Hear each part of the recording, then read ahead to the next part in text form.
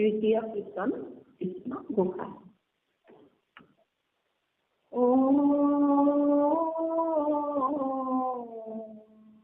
ৰাম নাম বোলা কামে জমে ধৰে যাৱে ৰাম নাম বোলা কামে জমে ধৰে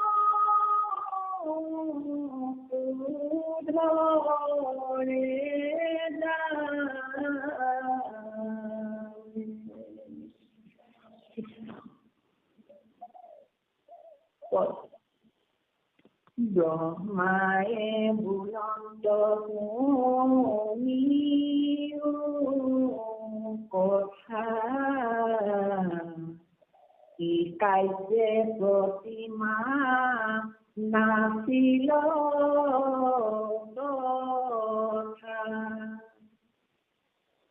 পূৰ্বত মেৰুৰ শিখৰে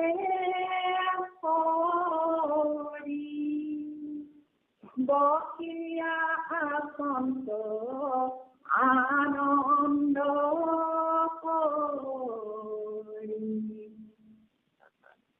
প্ৰণামী জানো হিৰে লক্ষ্মী মায়ে কৰিলন্ত প্ৰশ্ন স্বামীৰ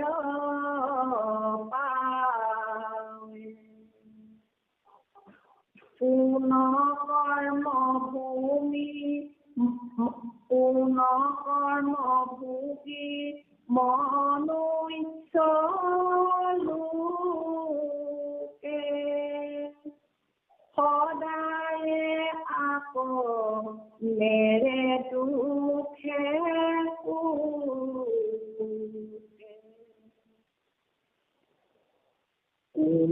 কৰ্মে পাৱে সংসাৰ পাৰ কহিও মুক কিবা ধৰ্ম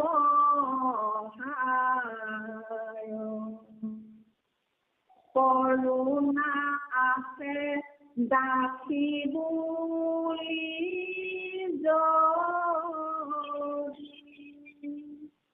উঠায়ো আমাৰ সংশয়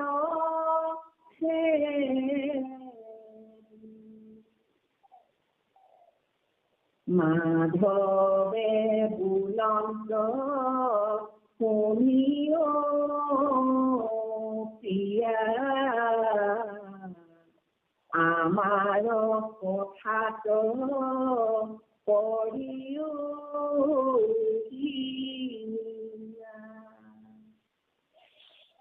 আছে মহাক্ষেত্ৰ কৈলো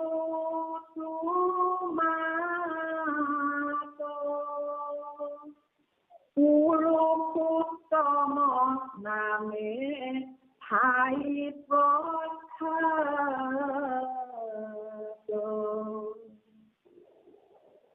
সংসাৰ পতৰে কাতনি বাসে সিদ্ধিয়াতি অপ্ৰয়াসে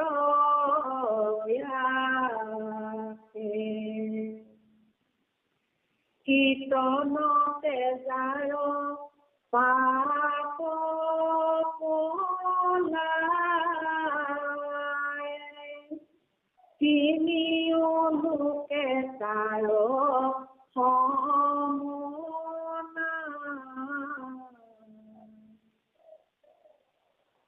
নজানে তাক দেৱহিদ্ধ মুনি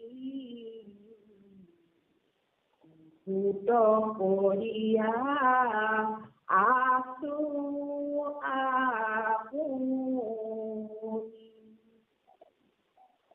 আজিহে তোমাক পড়ুবে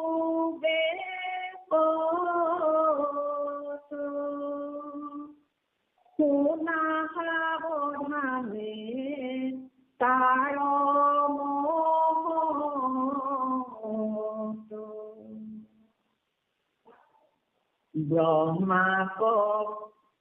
ব্ৰহ্মাক মহাপ্ৰলয়ৰ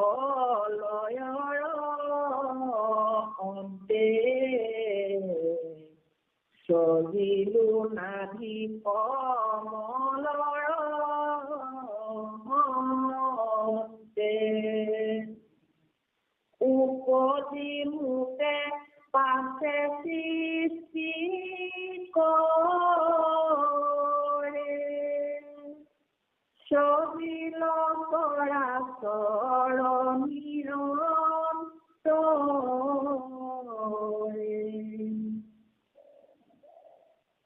জগত নিমিয়া কৰিলে ধ্যান দেখনে টান হৈলো বিদ্যমান। সজল মেঘ শৰীৰৰ কান্তি হিয়াত প্ৰকাশে শিৱত্ব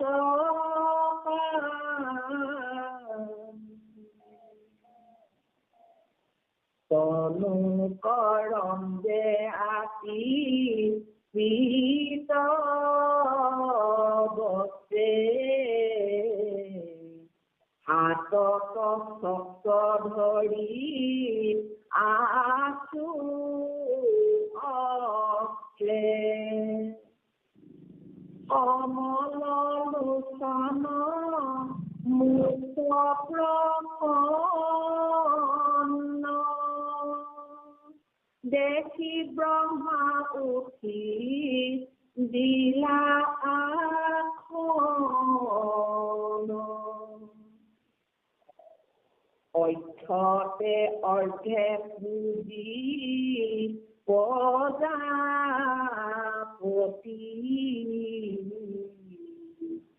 কৰিলা আমাক অনেক স্তুতি। তোমাক পাছে দিলো সমিধান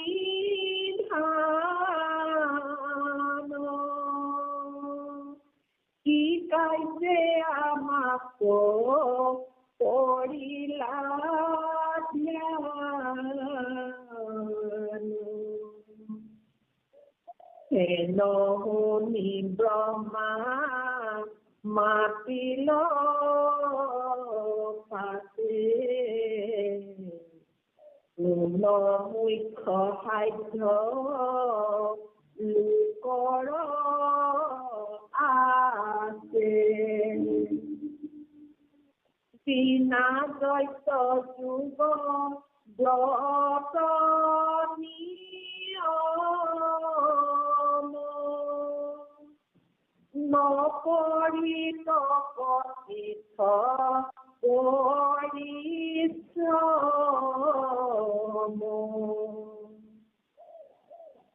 আইবেক মহাসিদ্ধি অপ্ৰয়াসে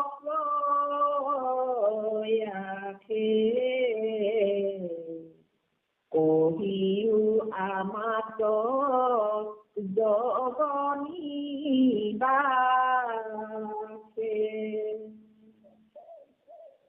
উনবা উত্তম ক্ষেত্ৰ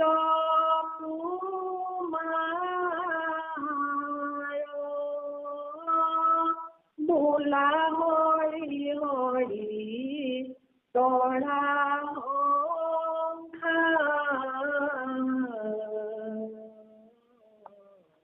হৰি ৰাম কৃষ্ণ কৃষ্ণ মাধৱ মাধৱ মাধৱ। আমাৰ নমামী সন্ধানী সত্ৰত ইতিমধ্যে উৰেষা বৰ্ণনৰ তৃতীয় কীৰ্তন অধ্যায় আমাৰ প্ৰিয়নায়ে পাঠ কৰি আমাক সকলোকে শ্ৰৱণ কৰালে। তেওঁ পঢ়াটো হৈছে বাৰু, তেওঁ এটা কথাতে তাৰমানে আচলতে কোন হেৰিয়াত তাৰমানে অকণমান জোৰ দিব লাগে, সেই কথাটো ভালকৈ তেওঁ তাৰমানে হেৰি কৰা নাই, বুজি পোৱা নাই। মই এবাৰ গাই শুনাইছো তোমাক, শুনিবা। ব্ৰহ্মায়ে বলন্ত শুনি কথা, এই যে চোৱা তিনটা আখৰ, শেষলে তিনটা আখৰ থকাৰ আগত তাৰমানে চেষ্টাৰত জোৰটো দিব লাগে। বলন্ত শুনি এই নি ও কথা, এই নিটোত তাৰমানে তিনটা আখৰৰ আগত তাৰমানে জোৰটো দিব লাগে। যি কাৰ্যে প্ৰতিমা নাছিল, এই শিল দেখিছানে? কাৰ্যে প্ৰতিমা নাছিল তথা অপূৰ্বত মেৰুৰ শিখ, এই ইয়াত জোৰটো আহিলে নে? পূৰ্বত মেৰুৰ শিখৰে হৰি অৱসীয়া আচন্ত আনন্দ কৰি, এই সেই হিচাপ তুমি ভালকে ৰাখিলে তাৰমানে তেতিয়া লয়টো ৰক্ষা হয় বাৰু। কৃষ্ণ এতিয়া আমাৰ আজন্ম সেৱাৰ্থলী আজি আমাৰ পাঠ কৰাৰ প্ৰিয়নাই আমাৰ সমল ব্যক্তি ডেকা বাপ আৰু সুপৰিচালক হাতীমীয়া বাপকে মুখ্যতঃ সমস্ত ভক্তি প্ৰেমী দৰ্শক দেশবা পাইছনলৈ আমাৰ বক্তব্য আছে নিবেদন। উৰেষা বৰ্ণনৰ তৃতীয় কীৰ্তন ভাগি আমি পাইছোহি, আৰু ইয়াত আমি গুৰুজনাই উদ্দেশ্যটো কি এয়া হেৰি কৰা, ইয়াতে প্ৰথম কথাখিনি আমি এই অধ্যায়টিত অলপ আভাস পাম। ব্ৰহ্মাক ঋষিসকলে সুধিলে যে পূৰ্বত অৰ্থাৎ সেই জগন্নাথৰ ক্ষেত্ৰত দক্ষিণ সাগৰৰ তীৰত পূৰ্বত প্ৰতিমা তাত কিয় নাছিলে, ঋষি মুনিসকলে ব্ৰহ্মাক সুধিছিলে। এতিয়া ব্ৰহ্মাই কৈছে, ৰাম ৰাম বোলা তাৱে নতু জমে ধৰে যাৱে। যেতিয়ালৈকে জমে ধৰাৰ আগলৈকে ৰাম ৰাম বোলা, তেতিয়া জমে ধৰিবলৈ আৰু সাহস কৰিব নোৱাৰে, ঈশ্বৰে ধৰিব তেতিয়া। গতিকে জমে ধৰাৰ আগত ৰাম ৰাম বুলি কৈ ঈশ্বৰৰ কাষলৈ যোৱাটো কৰা। এতিয়া ব্ৰহ্মাই বলন্ত শুনিও কথা, যিকাৰ্যে প্ৰতিমা নাছিল কথা। ব্ৰহ্মাই ঋষিসকলক কৈছে যে কি কাৰণে নাছিলে শুনা কথাটো। পূৰ্বত মেৰুৰ শিখৰে হৰি বসিয়া আচন্ত আনন্দ কৰি, পূৰ্বৰ কথা কৈছে, মেৰু শিখৰত আনন্দ কৰি বহি আছে। প্ৰণামী জানো শিৰে লক্ষ্মী মাৰি কৰিলন্ত প্ৰশ্ন স্বামীৰ পায়। আই লক্ষ্মীয়ে প্ৰভু ভগৱন্তক সেৱা কৰি এটা প্ৰশ্ন কৰিলে, কোন কৰ্মভূমি মনুষ্য লোকে সদায়ে আকৌ নেৰৈ দুখ শোকে। অৰ্থাৎ মানুহৰ কোন কৰ্মভূমিত মানুহে সদায় দুখ আৰু শোকে নেৰে। কোন কৰ্মে পাৱৈ সংসাৰ পাৰ, পঢ়িও মত কিবা ধৰ্ম সাৰ। কোন কৰ্ম কৰি মানুহে সংসাৰৰ পাৰ পায় আৰু কোন ধৰ্ম সাৰ। আচলতে সাৰ ধৰ্ম কি? কৰোণা আচৰি দাসী বুলি যদি গুচায়ো আমাৰ সংশয় চেদি। যদি মোক দাসী বুলি তোমাৰ কৰোণা আছে, প্ৰভু মোক এই কথাটো কৰিব, সংশয়টি দূৰ কৰা। মাধৱে বলন্ত শুনিও প্ৰিয়া, আমাৰ কথাটো কৰিও হিয়া। মাধৱে কৈছে তুমি মন দি ভালকৈ শুনা, মই কম কথাখিনি। আচৰি মহাক্ষেত্ৰ কৰিলো তোমাতো, পুৰুষোত্তমৰ নামে প্ৰখ্যাত। পুৰুষোত্তম নামৰ এভাগ ক্ষেত্ৰ আছে, মহাক্ষেত্ৰ আছে। সংসাৰক তৰৈ তাত নিবাসে, হৈ সিদ্ধিয়া কি অপ্ৰয়াসে। সেই পুৰুষোত্তম ক্ষেত্ৰত যিসকলে বসবাস কৰে তেওঁলোকৰ সিদ্ধি হয়, অতি সহজে সিদ্ধি লাভ কৰে। কীৰ্তনতে যাৰ পাপ পলাই, পুৰুষোত্তম ক্ষেত্ৰৰ লোকৰ পাপ কীৰ্তনতে পলায়। অৰ্থাৎ তাৰমানে এইটো পূজা পাঠ বুলি কোৱা নাই, কীৰ্তনতে পাপ পলায়। তিনিও লোকে তাৰ সম নাই, তিনি লোকত সেই ক্ষেত্ৰৰ সমান ক্ষেত্ৰ আৰু নাই। নজানো তাকো দেৱ সিদ্ধ মুনি, গুপুত কৰিয়া আছো আপুনি। সেই কথাটো দেৱ সিদ্ধ মুনি কোনেও নাজানে, কাৰণ মই সেইটো গুপুত কৰি থৈছো। আজি সে তোমাতো কৰো বেকত, শুনা সাৱধানে তাৰ মহত। এতিয়া তোমাক মই বেকত কৰিম আৰু তুমি সাৱধানে শুনা। এই শব্দটো চাব, শুনা সাৱধানে। গোসাঁইও লক্ষীক সাৱধান কৰি দিছে, সুখদেৱে পৰীক্ষিতক সাৱধান কৰি লয়। কাৰণ যেতিয়া মানুহে সাৱধানে শুনি নুশুনে, অন্যমনস্ক হৈ থাকে, তেতিয়া কথাবোৰ হৃদয়ংগম নহয়। কাৰণ বুজি নাপায়, শুনিব লাগে কাৰণে শুনে। হয়, সদায় হেলাই লৈয়া নৰা মাত্ৰে তৰে ভৱকূপ। সেইটো হয়, সদায় হেলাই ললেও কৰিব। কিন্তু কথা হল, যেতিয়া সাৱধান হৈ শুনে তেতিয়া অন্তৰত উপলব্ধি হয়, কথাটো বুজি পায়। কৃষ্ণ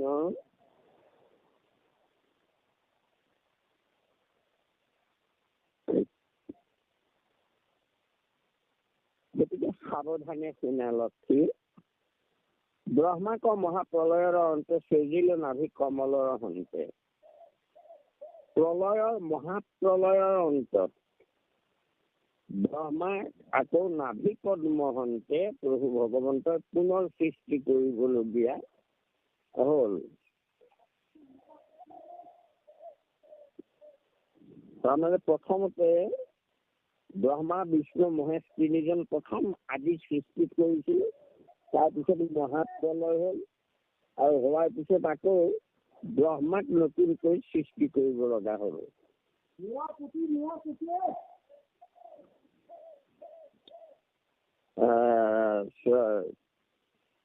উপজি পাছে মত সৃষ্টি কৰ, সজিল চৰাচৰ নিৰন্তৰ। আৰু প্ৰজাপতিয়ে মোক জন্ম হৈ তেওঁ নিৰন্তৰ সৃষ্টিখিনি কৰিলে। জগত নিৰ্মীয়া কৰিলে ধ্যান, তেখনে প্ৰাণ ভৈলো বিদ্যমান। তেওঁ জগত নিৰ্মাণ কৰি মোক ধ্যান কৰিলে, তেখনে প্ৰাণ ভৈলো বিদ্যমান। তেতিয়াই মই তেওঁক দেখা দিলো। আৰু কেনেকুৱা ৰূপত? হিয়াত প্ৰকাশৰ শ্ৰীবৎস পান্তি তনুকৰ ৰঞ্জয় আতি পিত তেওঁলোকৰ অঞ্জয় তেখনে প্ৰাণ ভৈলো বিদ্যমান। হিয়াত প্ৰকাশৰ শ্ৰীবৎস পান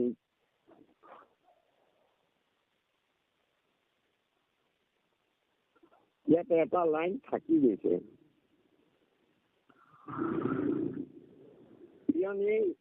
ইয়াত 4টা লাইন হব লাগে 32 নম্বৰত, তাৰ এটা লাইন থাকি গৈছে। কোৱাচোন। জগত নিৰ্মীয়া কৰিলা ধ্যান, তেখনে প্ৰাণ ভৈলো বিদ্যমান।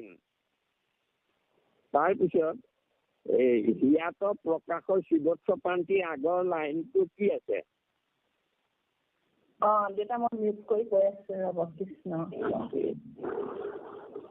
32 নম্বৰ পদত। হয় 25। সজল মেঘ শৰীৰৰ কান্তি। শৰীৰৰ কান্তি। হিয়াত প্ৰকাশৰ শ্ৰীবৎস পান্তি। মোৰ এই কিতাপখনত নাই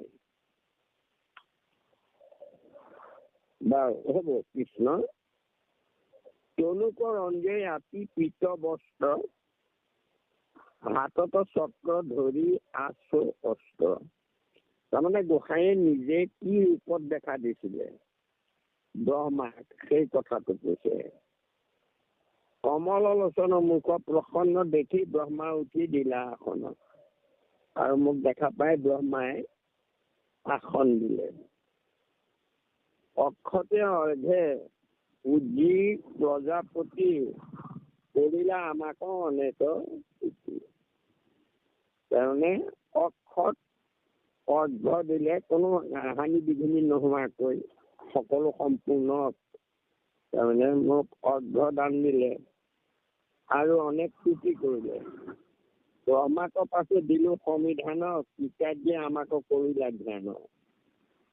আৰু তেতিয়া ব্ৰহ্মাক মই সুধিলো, তুমি মোক কিয় ধ্যান কৰিলা? হেন শুনি ব্ৰহ্মা মাতিলা পাছে, কোন মুখ সাধ্য লোকৰ আছে। প্ৰভু, মানুহে সাধন কৰিবলগীয়া মুখ্য সাধনটো কি? মুখ্য পায় যি সাধনত, গতিকে সেই মুখ্য সাধ্যটো কি? কিহৰ দ্বাৰা মানুহে মুক্তি পাব পাৰে? বিনা যজ্ঞ যোগ ব্ৰত নিয়ম নকৰি তপতীৰ্থ পৰিশ্ৰম। এইটো পৰমাৰ্থ। প্ৰশ্নটো চাওক, কবগৈ ক্ষেত্ৰৰ কথা পিছত, কিন্তু প্ৰশ্নটো কি আছিলে? প্ৰথম প্ৰশ্নটো, মানুহৰ মুখ্য সাধন কৰাৰ আচল উপায়টো কি? আৰু কেনেকুৱা? বিনা যজ্ঞ যোগ ব্ৰত নিয়ম নকৰি তপ তীৰ্থ পৰিশ্ৰম। যাগ যজ্ঞ ব্ৰত নিয়ম তীৰ্থ এইবোৰ নকৰি মুখ্য পোৱাৰ উপায়টো কি? বাইদেক মহাসিদ্ধি অপ্ৰয়াসে কহিও আমাকৰ জগনিবাসে। কেনেকৈ মহাসিদ্ধি? মহাসিদ্ধি মানে মুক্তি। অপ্ৰয়াসে পায়, কষ্ট নকৰাকৈ। এই শব্দবোৰ চাব কেনেকুৱা প্ৰশ্নটো। বিনা যজ্ঞ যোগ ব্ৰত নিয়ম নকৰি তপ তীৰ্থ পৰিশ্ৰম। বাইদেক মহাসিদ্ধি অপ্ৰয়াসে কৰিও আমাকৰ জননী আছে। এয়া কি প্ৰশ্ন কৰিছে কৃষ্ণ? কোনোবা উত্তম ক্ষেত্ৰত তোমাৰ বোলা হৰি হৰি কৰা সংসাৰ। তোমাৰ ক্ষেত্ৰৰ ভিতৰত উত্তম ক্ষেত্ৰ কোন ভাগ? এয়া প্ৰশ্ন কৰিছে আৰু আমাক গুৰুজনে কৈছে এই কথাখিনি আকৌ ব্ৰহ্মাৰ পৰা আমি তাৎপৰ্য শুনাৰ আগত সকলোৱে নিজকে সাৱধান কৰা, হৰি হৰি ঘোষণা কৰা। কৃষ্ণ কৃষ্ণ কৃষ্ণ। হ'ব, আমি লাহে লাহে আগবাঢ়িছো আৰু কথাবোৰ হৃদয়ংগম কৰি যাব। ভালকে বুজিবৰ কাৰণে চেষ্টা কৰিব, সাৱধান হৈ পেলাই শুনিব লাগে। মই আৰম্ভণিতে কৈছিলো যে এই উৰেষা বৰ্ণনৰ মাজতে পৰমাৰ্থ কথাখিনি তাৰ মাজত সোমাই আছে।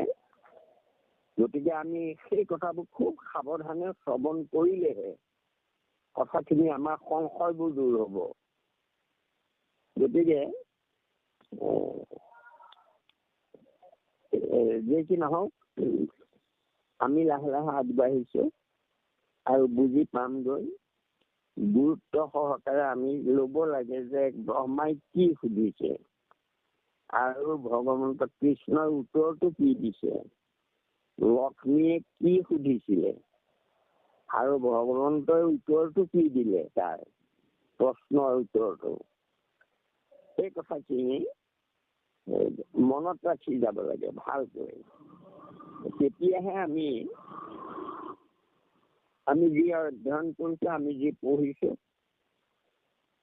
আমি জানিবৰ কাৰণে, বুজিবৰ কাৰণে, আৰু বুজি পেলাই আমি সংসাৰৰ মায়া মোহৰ পৰা নিজকে আঁতৰাবৰ কাৰণে আমি অগ্ৰসৰ হৈ আছো। গতিকে যদি আমি ভালকৈ বুজি নাপাওঁ কথাবোৰ, অৰ্থাৎ সেই লক্ষ্মীটো কৈছে সাৱধানে শুনা। আৰু আমাৰ মহাপুৰুষেও কৈছে যে হাতে পাছে সাজু হৈ পেলাই আমি শ্ৰৱণ কৰিব লাগে। বা কীৰ্তন কৰাৰ সময়ত আমি হাতে পাছে সাজু হ'ব লাগে। যি কি নহওক, এয়া আমি লাহে লাহে আগবাঢ়িছো। আমি সকলোৱে বুজি পাম কথাখিনি কি আছে। আৰু কৃষ্ণ এইখিনিকে আমি কবলৈ যাওঁতে হ'ব পৰা অপৰাধখিনি নিৰীক্ষণ কৰিলো। কোটি কোটি ঘৰৰ অপৰাধান্তে কৰমৰি দুলাস হৰি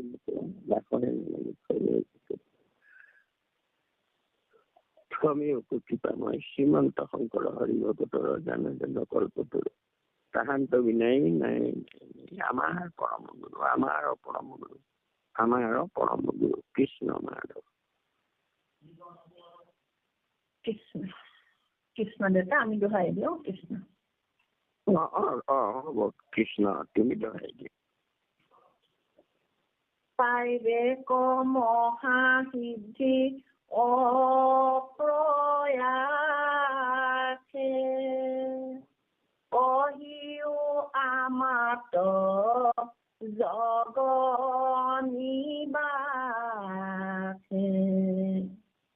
কোনবা উত্তম ক্ষেত্ৰ তোমাৰ, বোলা হৰি হৰি তৰা সংসাৰ, হৰি ৰাম।